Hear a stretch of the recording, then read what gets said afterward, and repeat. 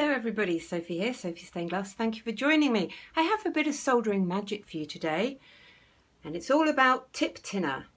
I'm just going to demonstrate how actually if the tip of your soldering iron is not clean, it won't actually heat your joint up. It just won't. It just stops working. So I will show you what happens if you then dip your tip in this baby and everything becomes fluid again. Hooray. So yes, watch and learn. Why won't this joint melt? Normally if you put your hot soldering iron on old solder, new solder, it will melt. So why isn't it?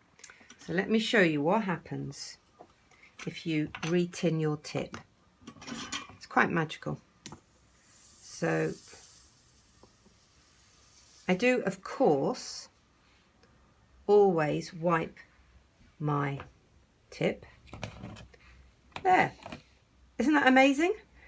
If your tip gets a bit dirty, it won't work. It's mad, isn't it? So there you go. So I've just put my new tie in place. But yeah, just thought that was quite an interesting thing to demonstrate.